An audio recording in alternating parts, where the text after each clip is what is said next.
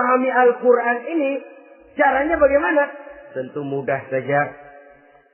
Seperti contoh, kalau kita ingin mengerti caranya bikin tahu, jangan bertanya kepada montir mobil. Montir mobil ahli betul urusan mesin. Tapi kalau urusan tahu, tanya dong tukang tahu. Untuk mengerti rahasia dan seluk-beluk Al-Quran, kita harus bertanya kepada orang yang memahami seluk-beluk Al-Quran. Para ulama, para kiai, para ustadz. Yang kita tahu kualitas keilmuannya, kita yakini loyalitas dan integritasnya kepada Islam ini. Kenapa? Ayat-ayat Quran itu elastis. Dia dibawa kemana saja mau. Ditafsirkan menurut kemauan orang bisa. Paling celaka kalau yang belajar tidak punya dasar, yang mengajar punya maksud lain. Sesat dan menyesatkan. Yang ngajar punya nafsu ambisi. Yang belajar tikus budek. Yang memang tidak punya dasar apa-apa. Sekali belajar langsung tafsir. Cara wudhu yang baik saja belum ngerti. Cara rukuk dan sujud yang baik saja belum bisa. Yang membatalkan sholat apa ndak bisa, ndak ngerti. Sekali langsung. Ndak, supaya kita langsung saja belajar langsung Al-Quranul Karim. Tidak jelek. Cuma akan lebih baik kalau sebelumnya ada unsur penunjang dari nilai-nilai keilmuan dalam Islam ini. Disinilah perlunya menghidupkan majelis-majelis taklim. Sebab kalau Al-Quran hanya dipahami dan dikutak-kutik menurut maunya rasio saja, kekuatan rasio terbatas. Saya akan khawatir nantinya akan timbul pendapat-pendapat di mana Al-Quran disesuaikan dengan otak. Bukan otak ngikuti Quran, tapi Quran disuruh ngikuti otak. Contoh yang dekat saja. Kalau saudara ngukur kayu pakai meteran, itu kira-kira meteran ikut kayu, apa kayu ikut meteran? Ayo, kira-kira kayu ikut meteran, apa meteran ikut kayu? Meteran ikut kayu. Bagus. Kalau meteran ikut kayu, artinya nggak ada meteran benar di dunia ini. Kayunya kependekan, meterannya dipotong. Kan begitu loh. Meteran ikut kayu namanya. Bukan meteran ikut kayu, tapi kayu yang harus ikut meteran. Otak harus ikut wahyu. Jangan wahyu disuruh ikut otak. Manusia ikut Quran, jangan Quran disuruh ikut manusia. Dan kaum orientalis, ya, orang barat di luar Islam yang mendalami, mempelajari Islam dengan tujuan mencari kelemahan Islam untuk menghantam umat Islam. Itu sengaja mencari ayat-ayat yang mereka kumpulkan untuk menghantam umat Islam. Supaya mereka meragukan Qur'annya untuk kemudian pada suatu saat meninggalkan Qur'an sama sekali. Timbullah pendapat ada ayat Qur'an yang sudah tidak sesuai lagi katanya dengan situasi dan kondisi. Seolah-olah otak manusia sudah jauh lebih pintar daripada Al-Qur'anul Karim. Saudara-saudara kaum muslimin rahimakumullah. Inilah yang kita berlindung dari Allah. Sebab secara demikian dengan kata lain kita secara tidak sadar sudah mengurangi kemahamutlakan dan kesempurnaan dari Allah Subhanahu wa taala. Untuk memahami Al-Qur'an maka kita harus bertanya kepada ahlinya, mengaji, menghidupkan majelis-majelis taklim. Jangan sampai Al-Quran menjadi awam di tengah masyarakat Islam sendiri. Ini jalan yang kedua, memahami isinya. Sehingga dengan demikian, manakala Al-Quran dibacakan orang, pemikiran kita tidak lagi terpusat kepada kemerduan suara orang yang membaca, tapi tertuju kepada isi yang dikandungnya. Sehingga dalam kondisi semacam itu, boleh jadi tiap kali dibacakan Al-Quran, nilai iman makin tambah. Kita dengar orang baca, Alam taro kaifa fa'ala rabbuka bi ashabil fil. terbayang oleh kita bagaimana Raja Abrahat dengan pasukannya mau menghancurkan Ka'bah. Bagi Allah cukup menurunkan burung ababil, hancur lebur Abrahat, raja besar dengan seluruh pasukan gajahnya, berantakan dibuatnya cuma dengan burung ababil. Allah Maha Besar, Allah Maha Kuasa. Tambah iman. Kalau tidak, ya seperti yang banyak terjadi. Quran menceritakan azab, kita malah kesenangan.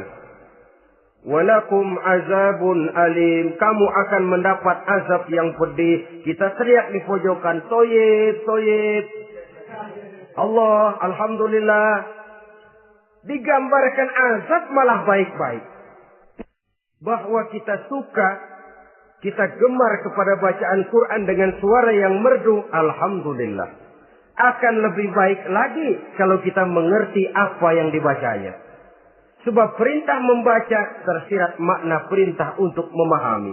Perintah memahami tersirat makna untuk mengamalkan. Dengan kata lain, kita hanya bisa mengamalkan Quran dengan baik kalau kita mengerti isinya. Kita hanya bisa mengerti isinya kalau kita rajin membacanya. Baik membaca yang tersirat, baik membaca yang tersurat dengan petunjuk para alim ulama, para kiai, dan orang-orang yang ahli di bidang itu. Saudara-saudara kaum muslimin rahimakumullah. Inilah jalan kedua. Upayakan memahami isinya. Hidupkan kajian-kajian agama.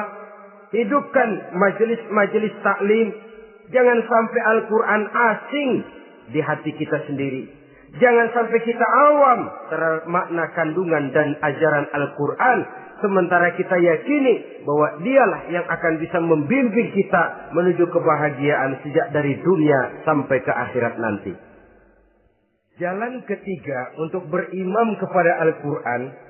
Setelah menanamkan kegemaran membaca, lalu berupaya memahami isinya. Yang ketiga adalah mengamalkannya dalam kehidupan sesuai dengan kemampuan yang kita miliki. Quran tidak akan membawa berkah kalau ajaran yang terkandung di dalamnya kita baca, tapi kemudian kita injak-injak dalam praktek kehidupan. Quran mengatakan riba haram, tapi praktek kita dalam hidup malah senang betul kepada riba.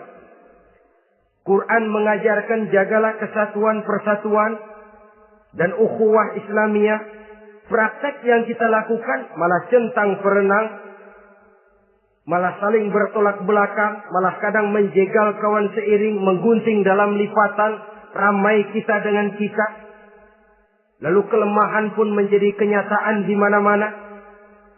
Quran sekali lagi tidak akan membawa berkah kalau yang kita baca kita injak-injak.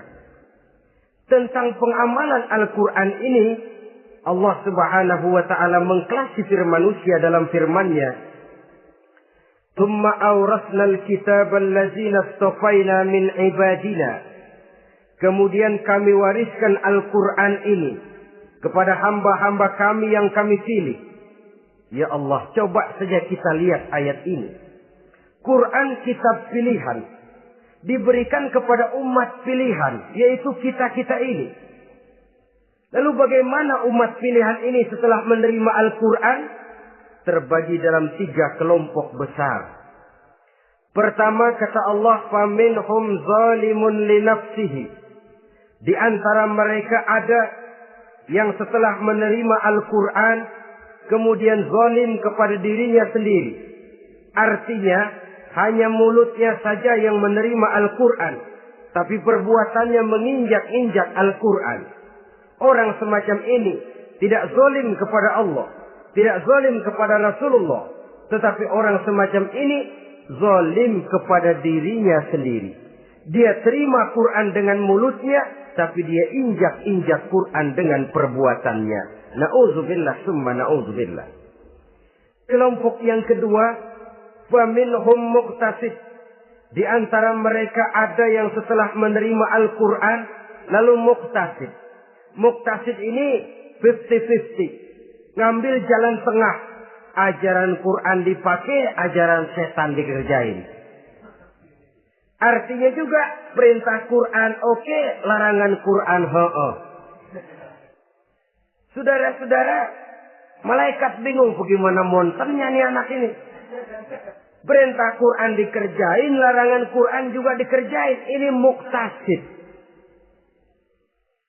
Nah, yang ideal adalah golongan yang ketiga kata Allah. Wa minhum sabiqun bil khairati biiznillah. Di antara mereka ada lagi yang setelah menerima Al-Quran lalu berlomba-lomba melaksanakannya. Berlomba-lomba mengamalkan kebaikan. Dan itu hanya bisa terjadi biiznillah, dengan izin dari Allah. Hidayah, saudara-saudara. Berapa banyak orang yang mengerti Quran, tapi hidupnya jauh dari cahaya Quran. Berapa banyak orang yang ahli Quran, tapi cahaya Quran tidak menerangi kehidupannya. Berapa banyak orang yang ahli hukum, tapi bikin bingung masyarakat dengan fatwanya. Saudara-saudara kaum muslimin, kenapa bisa terjadi? Itu tidak ada hidayah, tidak biiznillah, tidak ada izin dari Allah. Maka bisa membaca Quran, alhamdulillah. Bisa memahaminya, kita bersyukur kehadirat Allah. Lebih penting dari itu, kita mohon hidayah agar bisa mengamalkannya sesuai dengan kemampuan kita. Saudara-saudara kaum muslimin, rahimakumullah. Mana yang lebih banyak di zaman kita sekarang ini? Kita bisa analisa. Ada yang menerima Quran hanya dengan mulutnya saja. Kalau ditanya, Tuhanmu siapa? Allah. Kiblatmu mana? Ka'bah. Saudaramu siapa? Umat Islam. Kitab sucimu apa? Quran. Kamu bisa baca? Enggak. Ya, kalau cuma enggak bisa baca barangkali kadang-kadang Quran saja pun tidak punya.